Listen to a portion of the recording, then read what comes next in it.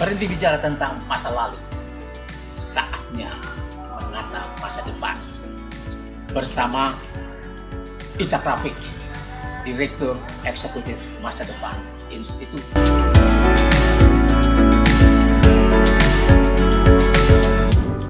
Assalamualaikum Bang. Waalaikumsalam. Amin. Ya Bang, gimana kabarnya Bang? Bagus, alhamdulillah bagus. Pulang kampung kan nih Bang? Aku kemungkinan pulang, tapi bukan sekarang. Jadi gimana nih Bang mudik tahun ini? Mudik tahun ini nampaknya seru. Ada 123 juta orang yang bakal mudik ke berbagai daerah di Indonesia. Ini jauh lebih besar daripada tahun lalu yang mencapai 86 juta orang sebagaimana dilansir oleh Presiden Joko Widodo. Nah, ini mudik adalah sesuatu yang tradisi, sebuah tradisi yang boleh dibilang asli Indonesia. Tidak banyak negara yang melakukan ini. Negara kita, seperti kita tahu, adalah negara kepulauan dengan jumlah pulau yang luar biasa banyak, 17.508 pulau. Dan lebih dari separuhnya tidak berpenghuni. Jadi panjang negeri kita ini 5.300 km. Jadi hampir sama dengan luas Eropa Barat. Perjalanan dengan pesawat dari ujung barat Sumatera sana, itu Aceh, sampai ujung timur Papua, itu menghabiskan waktu 7 jam non-stop. Luar biasa. Nah, kalau mau menempuh jalan darat, kita cuma bisa dari Jakarta ke barat sampai ujung Banten, sampai ujung Jawa Timur Banyuwangi. Nah, saudara sekalian, untuk selanjutnya, untuk sampai ke Bali, sampai timur, sampai segala macam, itu harus dikombinasi dengan angkutan lain, angkutan laut, kemudian darat lagi. Sehingga kalau kita mau ke Kupang, lewat jalan darat dari Jakarta, mungkin bisa habis 1 minggu. Karena itu, mudik menjadi tradisi yang luar biasa. Di dalamnya ada rindu kepada kampung halaman, kepada sanak famili, kepada adik, kakak, kawan, dan kampung halaman. Tapi tidak cuma itu. Ini juga menyangkut ekonomi.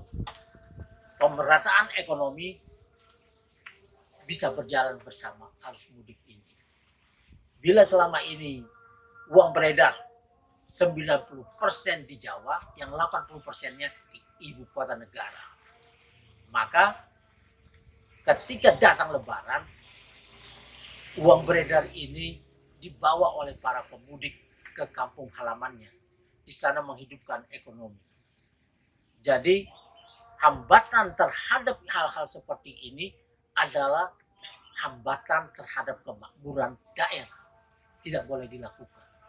Kita telah mengalaminya selama pandemi dan krisis. Ya, sebelum tahun 2022, sebelum terbuka lagi semuanya. Dan itu kita mau membuat ekonomi di daerah terutama mandek. Kemiskinan makin menyakitkan. Dan sekarang ketika pemudik bebas lagi. Nah, ini menyangkut nilai ekonomi. Kalau pemerintah tidak mengaturnya seperti yang sudah-sudah, maka hasil kerja selama 1 tahun para pemudik ini, para perantau ini dari berbagai daerah akan dirampok oleh para pengusaha angkutan umum, baik darat, laut, dan udara, dan kereta. Ini tidak boleh terjadi. Pemerintah harus melakukan sesuatu di sini. Tidak bisa kita biarkan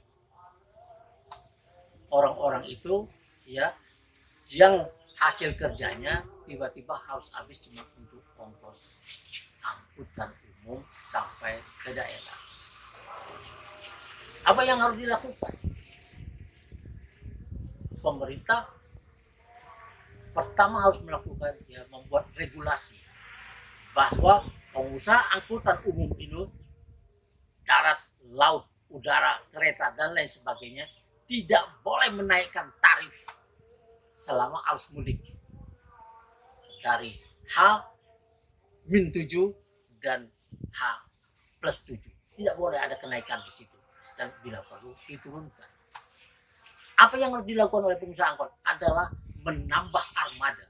Kalau permintaan bertambah banyak, meningkat luar biasa besar, maka yang harus dilakukan adalah menambah armada, bukan memalaki orang yang akan pulang kampung dengan menaikkan tarif sampai dari 20% sampai 100% sampai melampaui 100%. Ini tidak boleh terjadi. Sehingga orang yang seharusnya dia bisa pulang bersama keluarganya akhirnya pulang sendiri. Ini tidak boleh. Perampokan ini tidak boleh diabadikan dan pemerintah harus melakukan sesuatu, harus hadir di sini. Begitu pula semua moda angkutan yang dimiliki pemerintah harus berfungsi sebagai alat kontrol harga. Jadi kereta yang dipegang pemerintah, kemudian angkutan-angkutan lain, ferry dan lain sebagainya, pesawat yang milik pemerintah tidak boleh menaikkan harga. Bila perlu kasih diskon. Ini akan memaksa swasta untuk tidak jor-joran menaikkan harga. Karena satu kali pemerintah menaikkan harga, maka swasta tidak bisa dikontrol. Apapun namanya kenaikan itu tidak boleh ada tambahan. Kalau di kereta biasanya ada tuslah, ada tambahan harga karena ramainya orang yang akan menggunakan jasa kereta. Dan ini pemerintah harus mencegahnya. Tidak ada itu tuslah. Agar bisa orang pulang dengan baik. Nah, kalau pemerintah tidak melakukan itu, maka orang-orang yang akan mudik ini terpaksa karena tidak mampu membayar ongkos yang mahal itu, tidak mau dirampok dengan cara itu, maka mereka menggunakan kendaraan pribadi makin banyak. Menggunakan motor, menyewa angkot, menyewa bajai, pakai sepeda motor dan lain sebagainya yang membuat semua jalur lalu lintas penuh dan bisa berbahaya karena kondisi kendaraan seadanya itu. Jadi pemerintah harus membuat regulasi yang membuat segalanya menjadi aman dan menyenangkan. Nah, pemerintah juga, pemerintah sudah melakukan tindakan-tindakan yang lumayan. Memberi diskon di jalan tol itu 20%. Tapi sayangnya di luar waktu puncak arus mudik dan arus balik. Itu kata kawan saya Ahmad Nur Hidayat dari Narasi Institut, itu tidak terlalu berguna. Menurut saya ini awal yang baik, tapi memang perlu ditingkatkan sampai nol tarif tol itu di saat arus mudik dan arus balik H-7 sampai H+7. Itu harus bisa sampai nol sebagai bakti para pengusaha ini dan negara kepada bangsa, kepada negara ini yang telah memberi segala peluang itu, dan sebagai rasa terima kasih kepada rakyat Indonesia yang sudah menerima apapun yang diberikan oleh pemerintah. Jadi mereka perlu dihibur dengan tarif tol 0% pada saat mudik. Kemudian pemerintah juga Departemen Perhubungan, Kementerian Perhubungan telah memberi acara atau agenda mudik gratis. Itu awal yang bagus. Cuma ini baru menyangkut 25.000 orang yang akan mudik digratiskan. Padahal yang mudik 123 juta. Ini terlalu kecil. Mestinya bisa sampai 1 juta orang digratiskan mudik.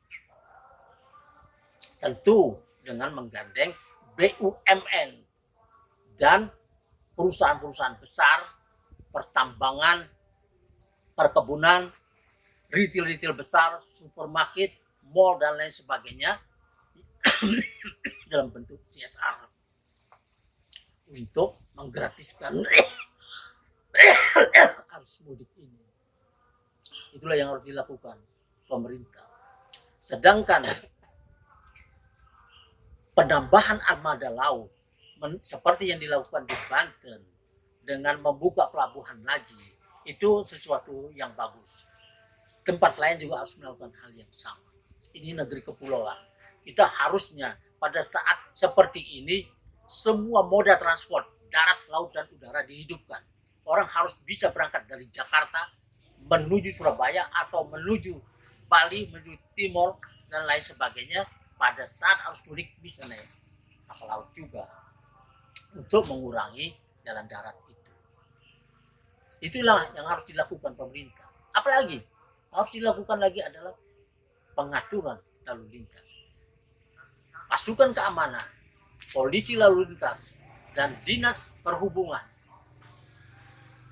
harus membuat arus ini, arus mudik dan arus balik ini menjadi lancar dan aman. Jangan tutup semua jalan alternatif. Itu membuat keadaan makin macet. Saya pernah ke Pangandaran, yang seharusnya cuma dari Jakarta cuma 6 jam, saya habis waktu 36 jam karena semua putaran balik itu ditutup oleh polisi. Dan semua jalan-jalan alternatif ditutup dengan beton atau dengan tali rapia yang merusak keindahan. Ini tidak boleh dilakukan. Ini pemerintahan sudah 77 tahun merdeka, harus lebih beradab dalam mengatur lalu lintas. Bukan pakai tali rapia dan tali jemuran dan lain sebagainya di jalan yang membuat rusak pemandangan. Nah, itu yang harus dilakukan. Tidak perlu membuat jalan yang sudah 2 jalur dijadikan 1 jalur. Itu membuat antrian yang luar biasa macet dan semrawut. Tapi sekali-sekali membuat kontraflow itu boleh saja. Kalau jalur yang di sebelahnya itu lagi lengang, itu boleh dilakukan. Nah, arus mudik ini arus adalah sesuatu yang harus diselamatkan oleh pemerintah, harus dibuat menjadi nyaman. Karena ini memberi rasa bahagia buat orang-orang yang sudah bekerja di rantau. Saudara-saudara sekalian, sampai di sini dulu. Nanti kita akan lanjutkan dengan oligarki dan dengan masalah RUU penyitaan aset yang akan saya hubungkan dengan undang-undang teks amnesti. Tapi itu nanti. Wassalamualaikum warahmatullahi wabarakatuh.